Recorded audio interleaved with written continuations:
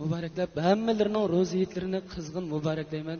Sizlarga uzun ömür, Ahmet, baxt tilayman. Ko'p rahmat. Rahmat. Singlimning bu kechilikini yaqindan qo'llagan Madaniyat nazoratiga naqshulamiga, kasbdoshlarga, ustozlarga ko'p rahmat deyishni bilaman bugun.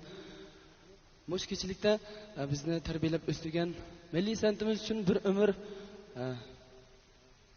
ajr singdirgan bizdan vaqtsiz bu olamdan qo'shishgan marhum otamni Rahim Said otamizni eslayolmay turolmayman. Bugün mana singlim otamizning urug' tuqqanlarimizning umidini aqlida singlimga omad tilayman, ishlaringizga muvaffaqiyat tilayman. Kasbingizga rahmat. Hammalarga ko'p rahmat.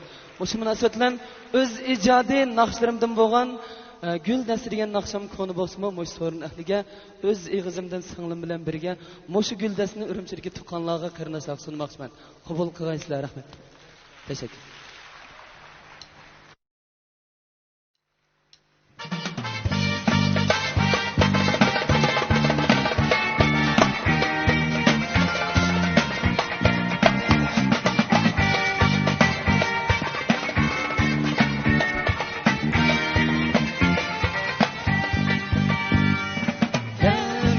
Güzel günler azade çağla, renk günlerden yasan divana.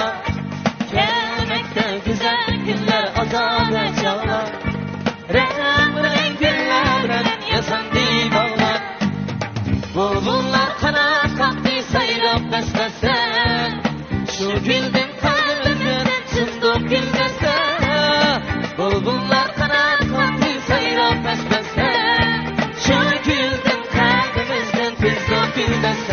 gül desem, gül desem, dostlarına sızdok gül desem, merhaba, merhaba, dostlarına sızdok gül desem. Rahmet.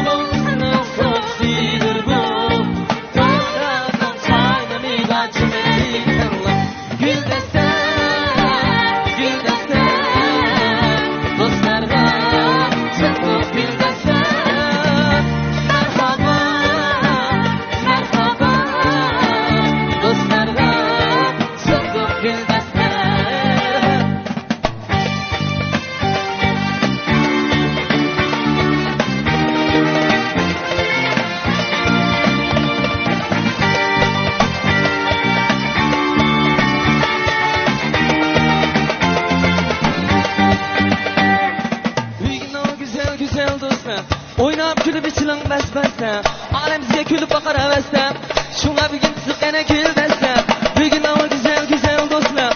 Oynab gülüp içilen besbesem, alemizge gülüp bakar hevesem, şuna bir gün